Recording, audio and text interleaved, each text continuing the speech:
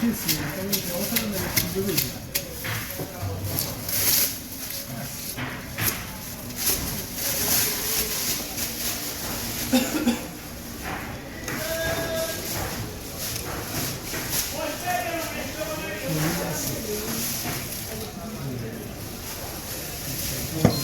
پیشش سفیده آره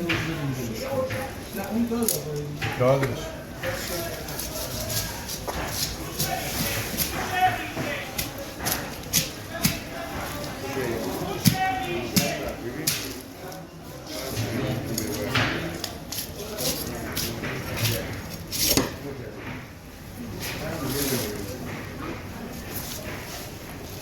کنین من برم مثلا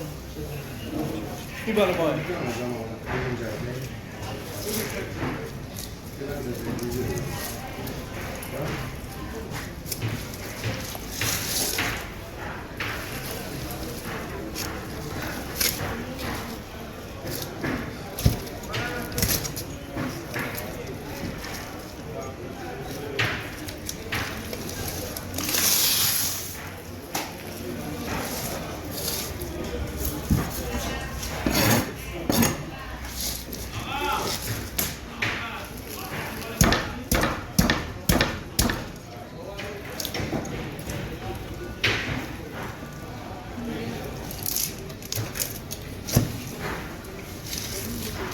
مشکلات بده بریم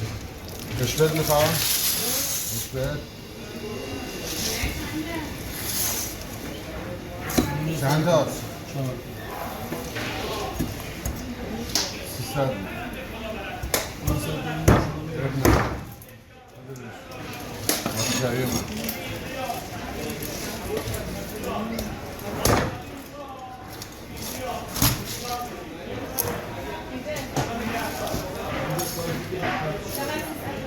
300 عیب نداره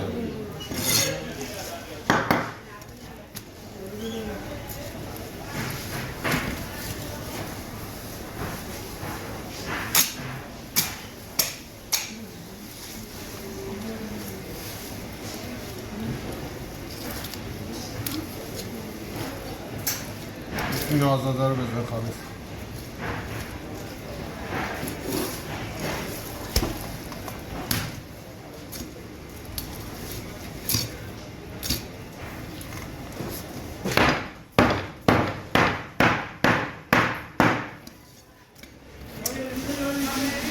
بده بریم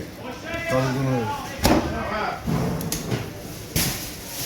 آقا یه ذره دورمونه بریم 200 300 450 بابت اصیل اینا رو خانم نمیخوای کوچیک‌تر بکنه؟ این 10 تومن هم برداشتم ما دیگه ما هیچ حسابی نداریم خدا برش اگه میخوای بگم کوچیک‌تر بکنه این دیگه جمع میشه آره دیگه حاجی این سوشیش تازه گوشت شده